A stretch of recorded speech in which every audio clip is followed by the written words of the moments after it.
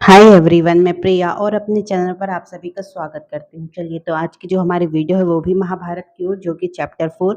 देखिए आज हम आपको महाभारत की एक अद्भुत घटना बताएंगे। वो अद्भुत घटना क्या है?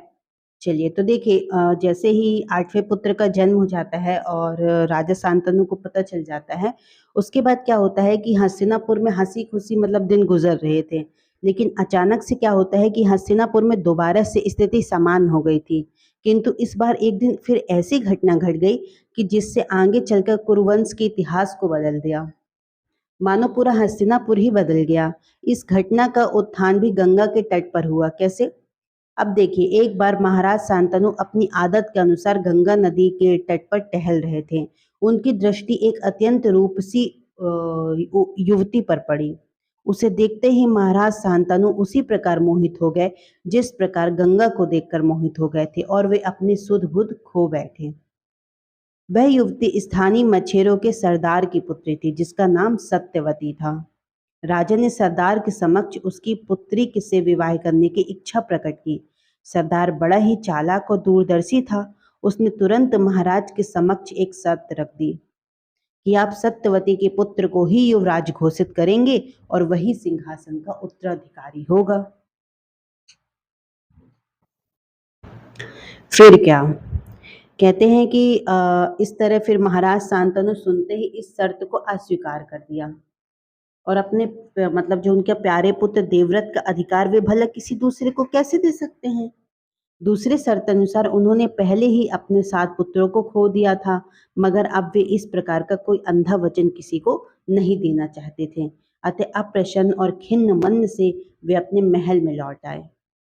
अब उनके दिन फिर उदासी में कटने लगे, किंतु देवव्रत ने शीघ्र ही उनकी उदासी का कारण जान लिया और वे उसी क्षण रथ ले जाकर मछुआरों के सरदार के पास पहुंचा और बोला, आप मेरे पिता की इच्छा पूर्ण करें। मैं राज सिंहासन पर से आपका मतलब अपना अधिकार छोड़ने का वचन देता हूँ। मतलब उन्होंने ऐसा कह दिया कि मैं राज सिंहासन पर नहीं बैठूंगा। इस पर सत्यवती के पिता ने कहा, किंतु यदि आपकी संतान ने राजगद्दी के लिए विवाद उत्पन्न किया तो मेरे नाती तो संकट में पड़ जाएंगे।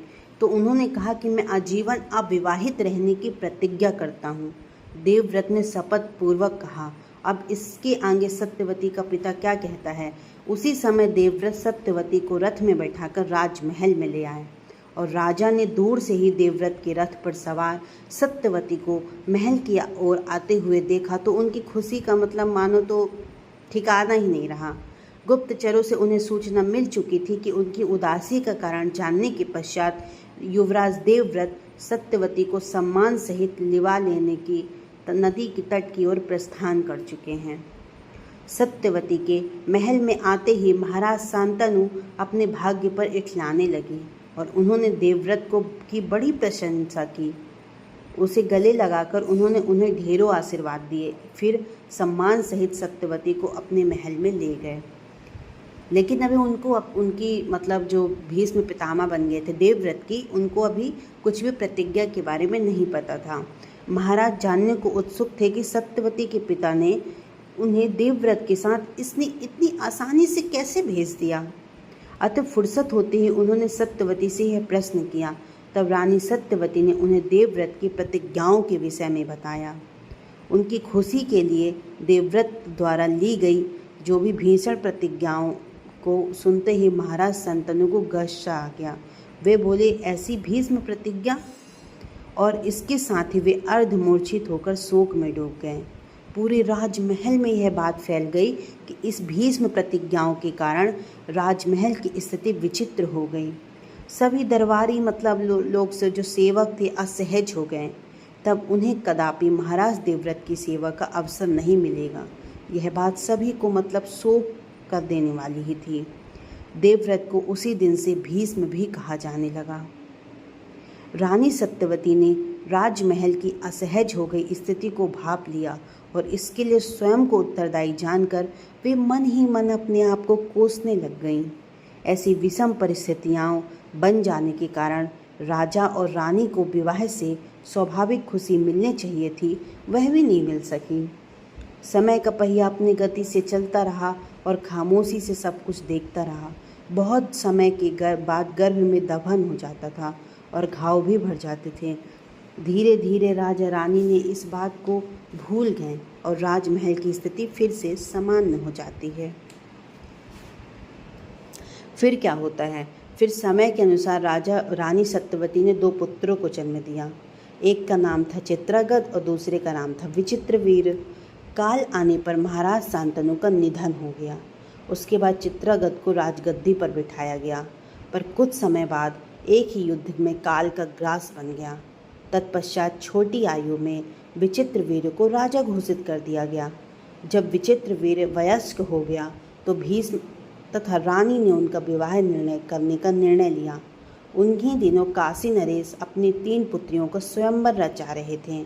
उन्होंने दूर पास के सभी राजाओं को निमंत्रित किया था, किंतु किसी पुरानी कटुता के कारण हस्तिनापुर नरेश को आमंत्रित नहीं किया। इसे हस्तिनापुर को घोर अपमान समझा गया। उसी क्षण क्या होता है, भीष्म काशी पहुंचते हैं और काशी नरेश के विरुद्ध दंडात्मक कार्यवाही कर उनकी 3 पुत्रियों को बलपूर्वक हस्तिनापुर नरेश के लिए उठाकर ले आए। भीष्म का इतना ज़्यादा दबदबा था कि वहां उपस्थित बलशाली से बलशाली राजा भी उनका विरोध नहीं कर सके और भीष्म उन 3 कुमारियों को हस्तिनापुर ले आए। हस्तिनापुर पहुंचकर उन्होंने महाराज विचित्रवीर के विवाह की तैयारियां की आज्ञा जारी की तो काशी नरेश को सबसे बड़ी राजकुमारी ने भीष्म एवं माता सत्यवती से निवेदन किया कि मैं शाल्व कुमार को मन से अपना पति मान चुकी हूँ, अतः मेरी प्रार्थना है कि मुझे वहाँ पहुँचा दिया जाए। उस राजकुमारी का नाम अम्बा था। सत्यवती ने उनकी यह विनती स्वीकार कर ली और भीष्म से कहकर शाल्व देश पहुँचाने का प्रबंध करवाया। तत्पश्चात अंबिका और अम्बालिका का विवाह बड़ी धूमधाम से महाराज विचित्रवीर से संपन्न हो गया। समय का पहिया अपनी रफ्तार से चलता रहा। इसी प्रकार 7 वर्ष बीत गए, किंतु किसी भी रानी से महाराज विचित्रवीर के कोई संतान न हुई। उसके बाद अचानक से वे बीमार पड़ गए और निसंतान ही इस लोक से विदा हो गए। फलस्वरूप हस्तिनापुर का जो राज्य सिंहासन था वो फिर उत्तराधिकारी विहीन हो गया। मतलब बड़ी समस्या उत्पन्न हो गई। राज सिंहासन का जो राज विहीन होना बड़ा अशुभ था। क्या करें क्या ना करें, महाराज सत्यवती समझ ना पा रही थी। फिर काफ़ी सोच विचार के उपरांत उन्होंने भीष्म से निवेदन किया कि वे राज सिंहासन पर बैठें, किंतु प्रतिज्ञा में बंधे होने के कारण उन्होंने स्पष्ट इनकार कर दिया और अपनी प्रतिज्ञा को तोड़ना उनके लिए मृत्यु से भी अधिक कष्टकारक था। चलिए, तो ये बहुत ही अद्भुत घटना थी, मतलब कि ऐसे कैसे मतलब भीष्म पितामह और राजा शांतनु का जो सत्यवती से विवाह हो जाता है, उसके बाद उनके 2 पुत्र होते हैं, 2 पुत्र भी देवलोक गमन हो जाते हैं, है ना। तो इस तरह की अद्भुत घटना हो गई थी। उसके बाद हस्तिनापुर में महर्षि व्यास का आगमन होता है और उसके बाद जो आगे मतलब हस्तिनापुर को उत्तराधिकारी मिल जाता है, तो वो हम कल आपको बताएंगे वीडियो के ज़रिए। चलिए, तो आपको अगर वीडियो बहुत अच्छा लगा हो और आपको ये अद्भुत घटना बहुत पसंद आई हो दोस्तों, तो हमारी वीडियोस को ज़्यादा से ज़्यादा लोगों तक शेयर करें और हमारे चैनल को सब्सक्राइब भी करें। Thank you so much. जय श्री कृष्णा, जय श्री राम।